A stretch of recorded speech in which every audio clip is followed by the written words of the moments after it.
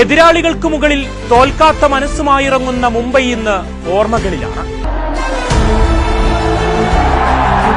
നീല ജേഴ്സി അണിഞ്ഞ വർഷം 18 അവർ സമ്പാദിച്ചത് എണ്ണിയാലൊടുങ്ങാത്ത ആരാധക കൂട്ടത്തെയാണ്.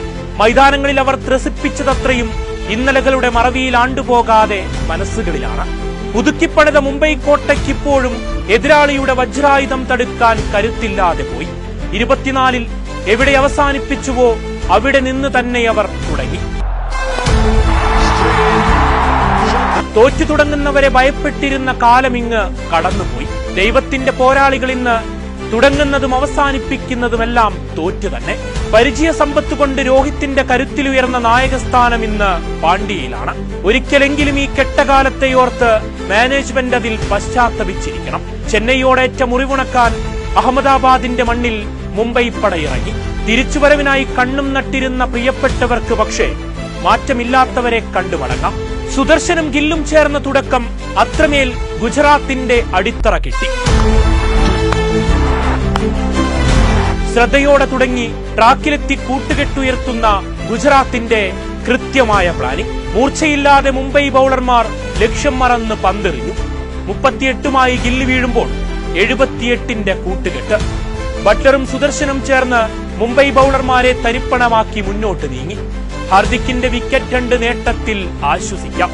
50യും കടന്ന് സായി സുദർശന്റെ മിന്നുന്ന ഇന്നിംഗ്സിൽ 200 കടക്കുമെന്ന് കരുതിയതാണ്.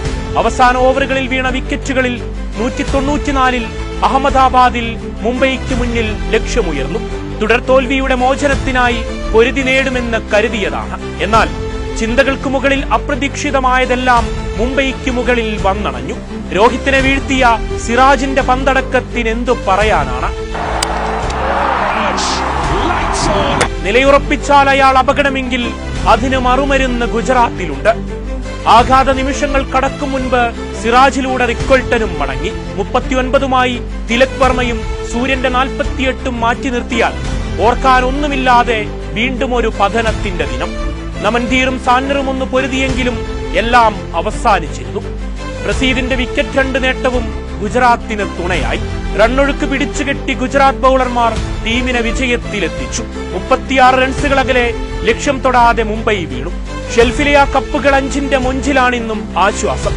എവിടെയോ നഷ്ടമായ മൂർച്ചയുള്ള സംഘമായി തിരിച്ചു വരണം. അന്നെഴുതിയ ചരിത്രങ്ങൾ ആവർത്തിക്കണം. കൂടെ കൂടിയ മനുഷ്യരുടെ പ്രതീക്ഷകൾ കാക്കണം. മുറിച്ചാൽ മുറി കൂടുന്ന ഭൂതകാലമൊന്നോർമ്മകളിലെത്തണം. കാരണം ക്രിക്കറ്റ് മൈതാനങ്ങളിൽ നിങ്ങളൊരുക്കിയ ത്രില്ലറുകൾ അത്രമേൽ ത്രസിപ്പിച്ചതാണ്.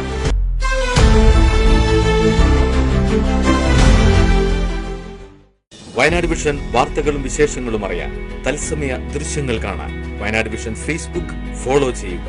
Wayanad vision YouTube channel subscribe ചെയ്യുക.